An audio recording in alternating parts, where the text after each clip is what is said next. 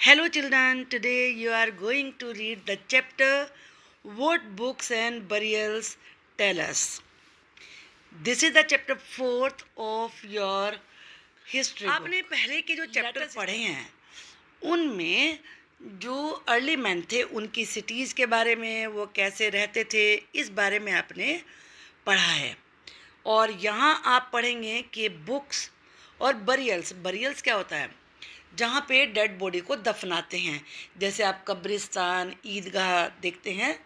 तो ये दोनों चीज़ें यानी कि बरियल्स और बुक्स क्या बताती हैं हमें, इस बारे में हम ये लेसन पढ़ेंगे। तो चलिए शुरू करते हैं। ये जो आप यहाँ पर गर्ल देख रहे हैं, ये है मैरी एक दिन लाइब्रेरी में जाती है।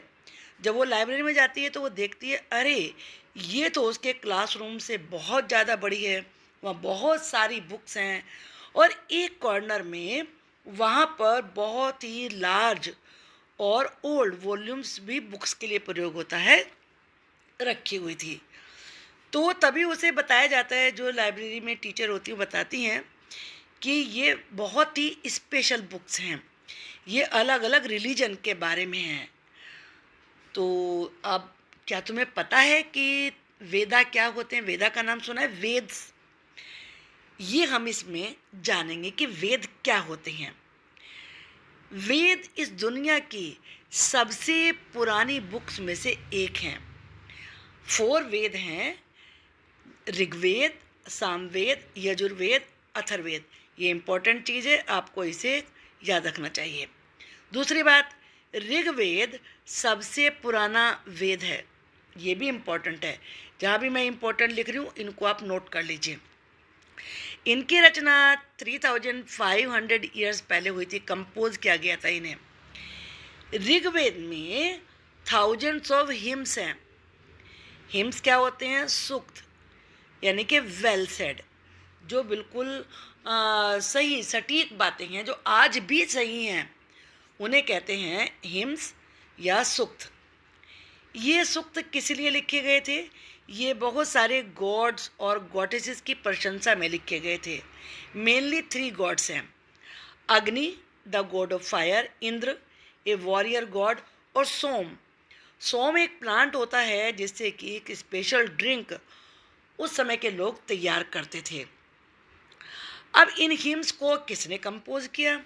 इन हिम्स को कंपोज किया सेजेस ने। सेजेस किसे कहते हैं? ऋषि को कहते हैं। तो जो प्रिस्ट थे वो स्टूडेंट्स को ये हिम्स रिसाइट करते थे, वो इन्हें मेमोराइज करते थे, यानी कि याद करते थे। और ये पहले रिटन फॉर्म में नहीं थे।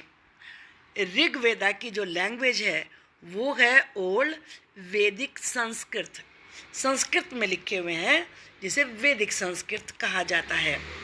जो आज आप संस्कृत पढ़ते हैं उससे ये थोड़े डिफरेंट होते हैं। अब चलिए संस्कृत के बारे में यहाँ पे बताते हैं। जो मेन पॉइंट्स हैं मैंने हाईलाइट किए हैं। सबसे पहले है ए फैमिली ऑफ लैंग्वेजेज, जिसे इंडो यूरोपियन नाम से जाना जाता है। संस्कृत इसी का एक पार्ट है। इसमें कुछ इंडिया की लैंग्वेजेज हैं, जिसमें असमीज, गुजराती, हिंदी, कश्मीरी, सिंधी हैं। एशियन लैंग्वेजेज हैं जिसमें पर्शियन भाषा है। यूरोपियन लैंग्वेजेज हैं जिनमें English, French, German, Greek, Italian, Spanish, इन सारी लैंग्वेजेस का एक ग्रुप है जिसे कहते हैं इंडो यूरोपियन। मैंने इसीलिए यहाँ पर ये 1 नंबर डाला, इसको याद रखिए आप। इसे फैमिली क्यों कहते हैं अब आप सोचोगे? इसे इसलिए कहते हैं क्योंकि इसमें बहुत सारे वर्ड्स ऐसे हैं जो इन सभी में कॉमन हैं। जैसे एक एग्जाम्पल यहाँ पे दिया है, संस्कृत में मातृ होता है, हिंदी में माँ होता है, इंग्लिश में मदर होता है। अब एक और फैमिली है जो कि सब कॉन्टिनेंट में बोली जाती है, वो दूसरी लैंग्वेजेस हैं। इनकी फैमिली भी आप याद रखिए, सब कॉन्टिनेंट की अलग फैमिलीज़ हैं। इसमें एक फैमिली है तिब्बतो बर्मन फैमिली। ये नॉर्थ ईस्ट, आप जानते हैं इंडिया का मैप, ये ऊपर नॉर्थ है, ये साउथ है, ये वेस्ट है, ये ईस्ट है। तो जहाँ पर ये हमारे असम, त्रिपुरा, ये कंट्री स्टेट है, यहाँ पर वहाँ बोली जाती हैं। इसमें इन लैंग्वेजेस के अलावा एक फैमिली और है जिसे द्रविडियन फैमिली कहते हैं। इसमें साउथ में बोले जाने वाली लैंग्वेजेस हैं, जिसमें तमिल, तेलुगु, कन्नड़ा और मलयालम होता है। इसके बाद एक और फैमिली है जो सेंट्रल इंडिया में बोली जाती है, यानी कि बीच के पार्ट में। यहाँ इन्हें कहते हैं एस्ट्रो एशियाटिक फैमिली। ये ज़्यादातर झारखंड में ये लैंग्वेज बोली जाती है। इन फैमिली को याद कर रखिए, ये इम्पॉर्टेंट है। जैसे कि अभी पहले कहा कि जो बुक्स थी जो आज हम यूज़ करते हैं वो तो रिटन होती हैं, प्रिंटेड होती हैं, लेकिन ऋग्वेद कैसे लिखा तो गया नहीं था, तो वो रिसाइट करते थे और केवल सुनते थे। उसे लिखा कब गया, फर्स्ट टाइम उसे कब कंपोज किया गया, वो केवल कुछ सेंचुरीज पहले की बात है, और प्रिंटिंग तो हुई है 200 ईयर्स पहले। अब हिस्टोरियंस को जो हिस्टोरियंस हैं वो ऋग्वेद की स्टडी कैसे करते हैं। हिस्टोरियंस जैसे कि आर्कियोलॉजिस्ट होते हैं, वो पास्ट के बारे में पता लगाते हैं और मटेरियल रिमेन्स के बारे में पता लगाते हैं। तो उसी प्रकार से जो हिस्टोरियंस हैं वो भी बहुत सारी चीज़ों के बारे में फाइंड आउट करते हैं। अब जो ऋग्वेद में बहुत सारे हिम्स हैं, कैसे कैसे पता चलता है ये आप यहाँ पढ़ेंगे।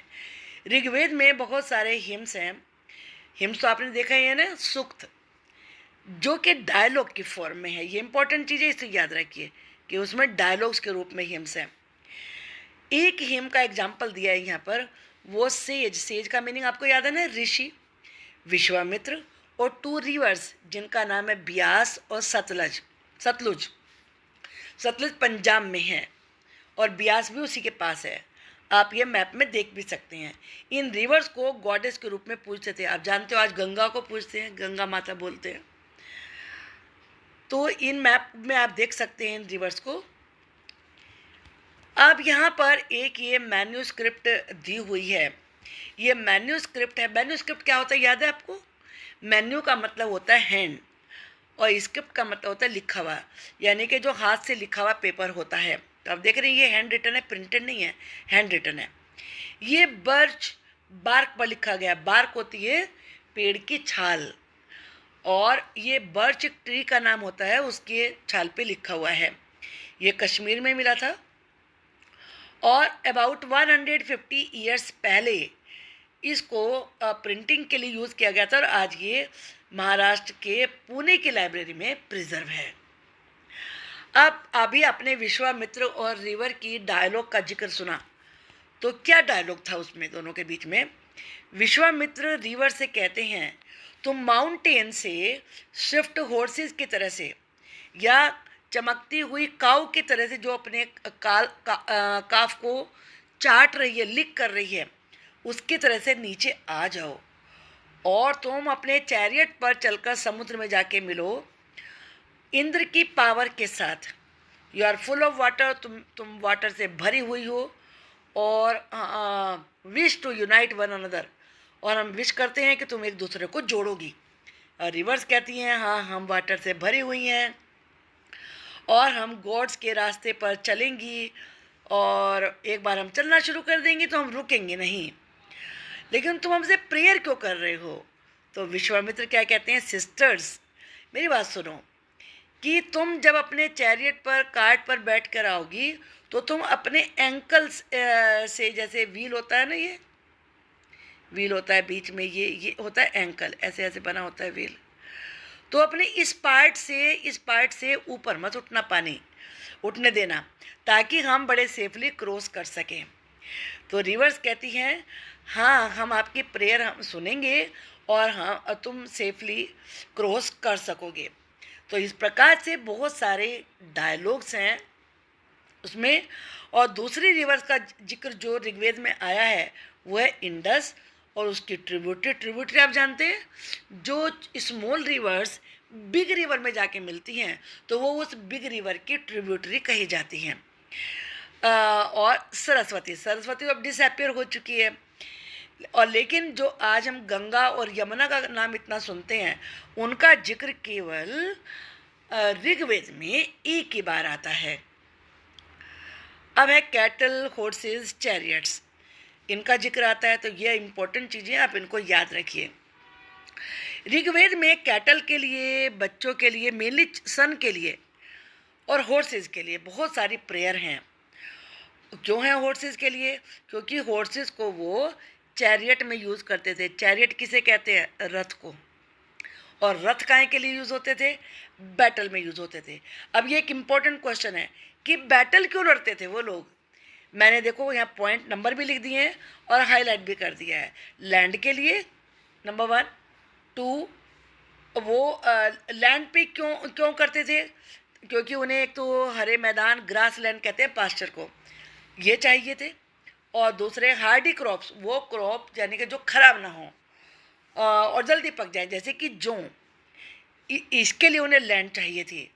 और दूसरे वो वाटर के लिए करते थे बैटल, और करते थे लोगों को पकड़ने के लिए।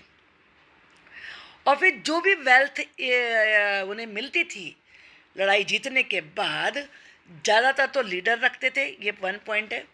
दूसरे पृष्ठ को दी जाती थी, तीसरे लोगों में बांट दी जाती थी। और फिर जो वेल्थ, उसमें से कुछ वेल्थ को यज्ञ करने के लिए, यज्ञ का मतलब यज्ञ करने के लिए यूज़ करते थे, और सेक्रीफाइस देने के लिए, क्योंकि फायर में ऑफरिंग्स, आहुति दी जाती थी, ताकि जो गॉड्स और गॉडेसेस हैं वो हैप्पी हो सकें। ऑफरिंग्स में क्या होता था? जैसे आज भी आप कोई यज्ञ देखते हैं, यज्ञ देखते हैं, यज्ञ को ही यज्ञ कहते हैं। उसमें घी डालते हैं, ग्रेन, अनाज होता है, और कभी कभी तो एनिमल्स की बलि भी दी जाती थी। अब ज़्यादातर लोग वॉर में हिस्सा लेते थे, रेगुलर आर्मी नहीं थी, तो वो अपने लीडर को चुनते थे, जिसमें स्किलफुल और जो ब्रेव लोग होते थे उनको चुना जाता था। अब लोगों के लिए कि ये लोग हैं, उनके लिए क्या वर्ड्स यूज़ करते थे? तो कई सारे तरीके थे उस लैंग्वेज में। मेनली तो जो वो काम करते थे लोग, उनके काम से उन्हें जाना जाता था। ये नंबर 1 काम के हिसाब से। नंबर 2 लैंग्वेज के हिसाब से, कि वो लैंग्वेज क्या बोलते हैं। जैसे आज भी जो गुजराती भाषा बोलते हैं वो गुजरात के होते हैं। जो पंजाबी भाषा बोलते हैं वो पंजाब के होते हैं। तो ये उस समय भी था। जिस प्लेस को वो बिलोंग करते हैं, ऐसे ये मैंने जो 2 एग्जांपल दिए, पंजाब में रहने वाला पंजाबी कहलाता है, गुजरात में रहने वाला गुजराती कहलाता है। तो जगह के हिसाब से भी, फैमिली के हिसाब से भी होता था, कौन से समुदाय से हैं वो। जैसे कुछ नॉमड्स होते हैं, उनको उनके हम नॉमड्स ही कहते हैं, घुमक्कड़ कहते हैं, बंजारे कहते हैं। वो कौन सी कल्चर प्रैक्टिस करते, इससे भी जाना जाता था। तो लोगों की पहचान एक तो ऐसे होती थी। फिर 2 तरह के ज़्यादा ग्रुप थे वहाँ पर, बड़े ग्रुप। एक तो था ब्राह्मण, पृष्ठ जो होते थे उन्हें ब्राह्मण भी कहा जाता था, और ये बहुत सारे रीति रिवाज करते थे। और दूसरा था राजा। एक ग्रुप क्या हुआ? पृष्ठ, और दूसरा हुआ राजा। लेकिन राजा ऐसे नहीं थे जैसे कि अब होते हैं। उनकी कोई कैपिटल नहीं थी, आर्मी नहीं होती थी, महल नहीं होते थे, वो टैक्स भी इकट्ठा नहीं करते थे, आज के राजाओं की तरह नहीं थे। और ऐसा भी नहीं था कि राजा का सन ही राजा बनेगा, जिसको वो योग्य समझते थे उसी को अपना राजा बना लेते थे। अब लोगों के लिए कौन से 2 वर्ड्स यूज होते थे, ये इंपॉर्टेंट क्वेश्चन है। लोगों के लिए 2 वर्ड यूज होते थे। एक तो जन, जैसे आप जानते हैं ना, जन गण मन आप गाते हैं नेशनल एंथम, उसमें जो जन वर्ड है वो लोगों के लिए यूज हुआ है। और दूसरा वर्ड था विश। विश से ही बना है वैश्य। वैश्य होते हैं आजकल भी, तो जो बनिए होते हैं, जो बिजनेस करते हैं, वैश्य होते हैं। और इस बहुत सारे विश या जन नेम से जिक्र किया गया है, जैसे पुरुजन या विश, भारत जन या भारत विश, यदुजन, इस तरीके से अलग अलग उनके नाम थे। Do any of these name sound familiar? क्या ये अब यहाँ पर जो 2 और उसने बातें बताई हैं लोगों के बारे में, वो ये है कि जो लोग हिम कंपोज करते थे वो अपने आप को कहते थे आर्य। जो हिम कंपोज कर रहे हैं वो अपने आप को क्या कहते थे? आर्य। और जो हिम कंपोज नहीं करते थे, जो उनसे अपोजिट होते थे, वो कहलाते थे दास या दस्यु।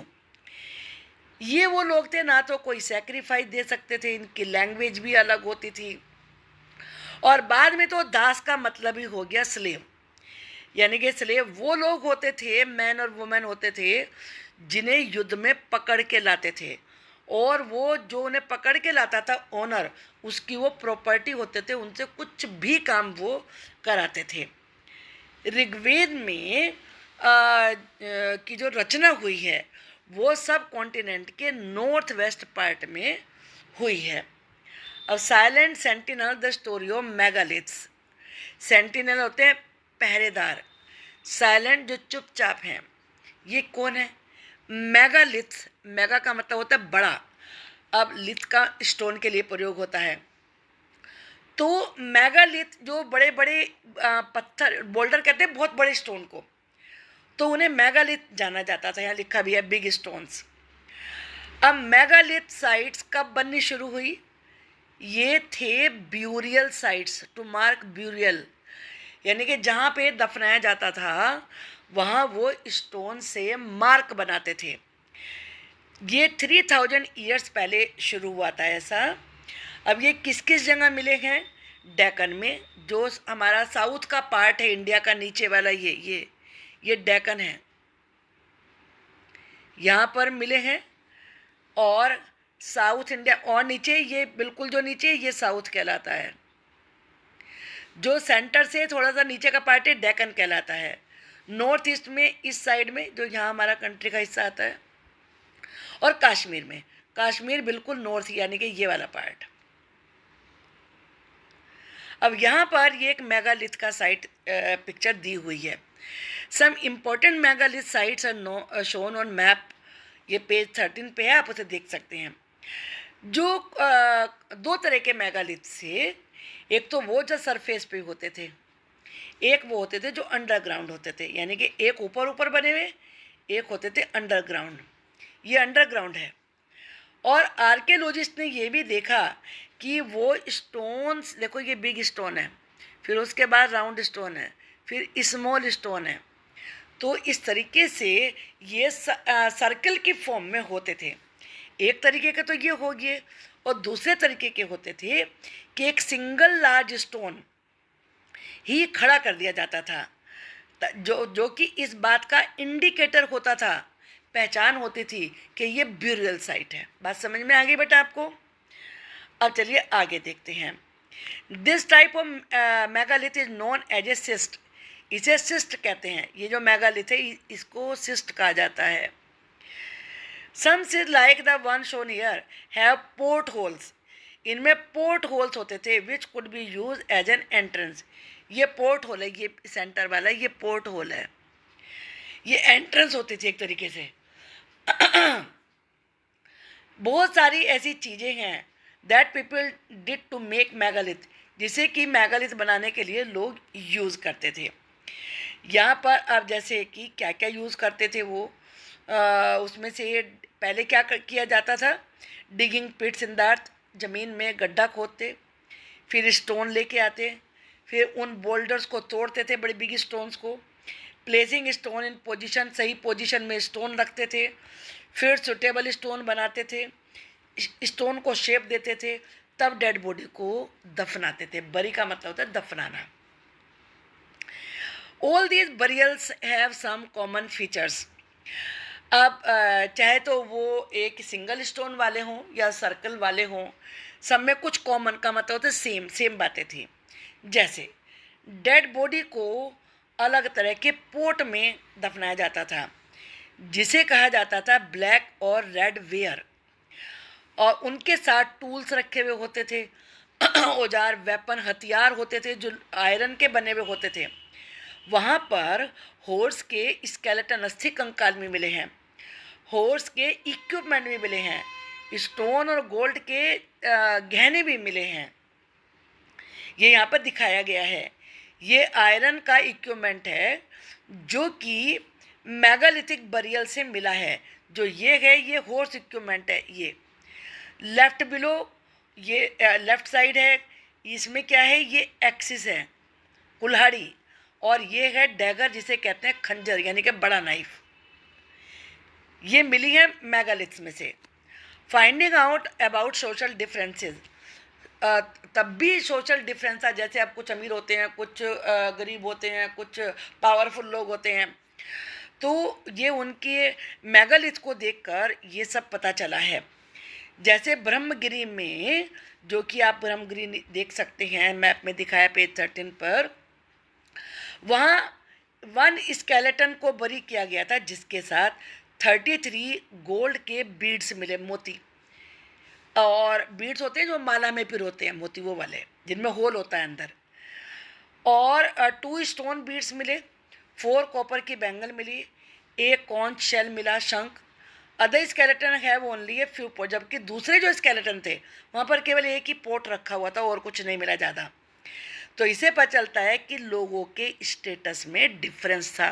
जो गरीब हैं उनके साथ बहुत कम सामान होता, जो पावरफुल थे उनके साथ बहुत सारा सामान बरी किया जाता था। अब यहाँ पर बताया है कि कुछ मेगालिथ ऐसे थे जिनमें की जो कि लगता था जैसे कि कुछ फैमिलीज़ को एक ही साथ ये जगह अलॉट की गई थी, वहाँ उसी सेम फैमिली के लोगों को बरी किया जाता था। तो उसमें एक से ज़्यादा स्केलेटन मिले हैं, जिससे ये इंडिकेशन मिलता है कि ये सारे सेम फैमिली को बिलोंग करते थे। स्टोन सर्कल्स थे, वहाँ पर बोल्डर्स लगे हुए थे, और साइन पोस्ट थे। जैसे अब आपने मूवीज़ वगैरह में देखा होगा कि जो दिखाते हैं बरियल प्लेस, वहाँ पे स्टोन लगे होते हैं, इस पर लिखा होता है नाम की वो बरियल प्लेस किसका है, तो वो साइन पोस्ट कहलाएगा। तो सो दैट पीपल को return to the same place, ताकि लोग उस बरियल साइट पे साइन पोस्ट देख के वहीं पे आ सकें और फिर जो वो चाहते हैं वहाँ पे वो दफना सकें। एक ऐसा बरियल साइट मिला इनाम गांव में, जो कि रिवर गॉड की साइट है। ये भीमा की एक ट्रिब्यूटरी है। It was occupied between 3600 and 2700 years ago. यहाँ पर एडल्ट्स को जनरली बरी किया गया था। Laid adults laid out state, जो सीधा लेटा हुआ था और उसका हेड नॉर्थ की तरफ था। और sometime burials were with in the house, कभी कभी तो जो बरियल थे वो घर के अंदर ही थे। और उनके साथ जो वैसल का मतलब होता है पोट्स, जो उनमें बर्तन मिले हैं उनमें फूड और वाटर लगता था कि उसमें वो रखा गया था। 1 man was found buried in a large 4-legged clay jar। एक आदमी तो ऐसा मिला जिसे कि एक बहुत बड़े 4 टांग वाले जार में, मिट्टी के जार में दफनाया गया था। और ये एक आंगन में दफनाया गया था, जो कि एक हाउस था जिसमें 5 रूम बने हुए थे। ये कहाँ था? इनाम गांव में। और इस हाउस में एक ग्रैंडरी भी थी। ग्रैंडरी का मतलब होता है store house. White skeletal studies tell us. अब स्केलेटल यानी कि जो स्केलेटन्स होते हैं वो हमें क्या बताते हैं कि कैसे हम उनकी पहचान करते हैं कि अगर चाइल्ड का स्केलेटन है तो वो स्मॉल साइज का होता है। अब मैन और वुमेन का कैसे पता चलेगा? कि जो वुमेन का स्केलेटन होता है उस पर ज्वेलरी होती है, लेकिन ज्वेलरी तो बहुत सारे मैन भी पहनते हैं, बहुत सारे ऑर्नामेंट्स पहनते थे। तो तब कैसे पता चलता था? बोन के स्ट्रक्चर से, क्योंकि जो वुमेन का के हिप्स की बोन होती है या पेल्विक एरिया होता है वो ज़्यादा बड़ा होता है, तो उससे पहचान होती थी कि मैन का है या वुमेन का है। अब 2000 ईयर्स पहले एक फेमस फिजिशियन हुए हैं, यानी कि वैद्य, जिनका नाम था चरक। इन्होंने एक बुक लिखी जिसका नाम है चरक संहिता। There he state that human body has 360 bones। चरक संहिता में चरक ने बताया है कि ह्यूमन बॉडी में 360 बोन्स होती हैं, जबकि आज तो मानते हैं कि 206 होती हैं। और ये तो काफ़ी ज़्यादा थी 200 से। 200 बड़े होने के बाद होती हैं, पहले 206 होती हैं। लेकिन बाद में पता चला कि उन्होंने टीथ, जॉइंट्स, कार्टिलेज सब कुछ काउंट करके 360 बताया था। ऑक्यूपेशन से इनाम गांव में लोगों का जॉब क्या होता था? आर्कियोलॉजिस्ट ने पाया कि वहाँ पर वीट, बार्ली, राइस, दालें, मिलेट्स, बाजरा, पीस, मटर, सीसम, तिल के बीज मिले हैं और बहुत सारे एनिमल्स की बोन्स भी मिली हैं जो जिन पे कटे हुए के मार्क थे। और उनमें बहुत सारे जो एनिमल्स मिले हैं उनमें buffalo, goat, sheep, dog, horse, ass, pig, sambar, spotted deer, इस पे स्पॉट लगे होते हैं, blackbuck, antelope, hare, mongoose, इतने सारे मिले। बहुत सारे birds, crocodile, turtle, crab, fish, ये सब मिला। फ्रूट्स मिले हैं, बेर, आंवला, जामुन, डेट्स और बहुत सारी बेरीज भी मिली हैं। तो इनसे पता चला कि हाँ वहाँ पर किस तरह के वो लोग यूज़ करते थे फ्रूट्स और ग्रेन्स। चाइना में 3005 ईयर्स पहले पहला एविडेंस राइटिंग का मिला है जो कि एनिमल्स की बोन्स पे वो लोग लिखते थे, जिसे ओरेकल बोन्स कहते थे। ये इम्पोर्टेंट है, इसे याद रखिए आप। किंग्स, अभी एक कौन लिखवाता था? जो कॉमन मैन है वो तो नहीं लिखवाएंगे, किंग्स लिखवाते थे और उस पर क्वेश्चन लिखवाते थे कि क्या वो बैटल जीतेंगे, और फिर उन वुड दे हैव सन्स, या उनके बेटे होंगे, और फिर उन्हें फायर में जलवाते थे तो उस पर क्रैक आ जाते थे। तो उससे फिर जो फॉर्चून टेलर्स हैं, भविष्य बताने वाले, वो बताते थे कि जो वो पूछना चाह रहे हैं वो सही होगा या नहीं होगा। लेकिन कई बार वो मिस्टेक भी करते थे, गलत होती थी उनकी भविष्यवाणियाँ। और जो किंग्स हैं वो शहरों में पैलेसेस में रहते थे, उनके पास बहुत सारी वेल्थ होती थी और उनके पास बहुत बड़े बड़े ब्रॉन्ज के वेसल्स होते थे। और मैंने इसका पार्ट 2 बनाया है जिसमें कि एक्स्ट्रा क्वेश्चंस भी डिस्कस किए हैं, आप उनको ज़रूर देखें। तो चलिए देखते हैं ज़रा हम मैचिंग को। सुक्त किसके लिए आया? वैसे तो आप खुद ही आंसर दे सकते हैं, मुझे बताने की ज़रूरत नहीं होनी चाहिए। सुक्त था वेल सेड, जो बात सही कही गई है। चैरियट्स होते थे रथ, जिन्हें बैटल्स में यूज़ किया जाता था। यज्ञ, जिसमें बलि दी जाती, यज्ञ, सेक्रीफाइस। दासा, स्लीव, और मेगालिथ, स्टोन बोल्डर, यानी कि big stones. Slaves were use for, slave किस लिए यूज होते थे? वेरियस काइंड्स ऑफ वर्क्स, बहुत सारे कामों के लिए यूज होते थे। मेगालिथ आर फाउंड इन, कहाँ मिले हैं मेगालिथ? मेगालिथ मिले हैं डेक्कन में, यानी कि सेंट्रल इंडिया थोड़े से नीचे वाले हिस्से में, साउथ इंडिया में, नॉर्थ ईस्ट कश्मीर में, तीनों जगह आप याद रखिए। स्टोन सर्कल्स और boulders on the surface were use two point out the exact place of burial.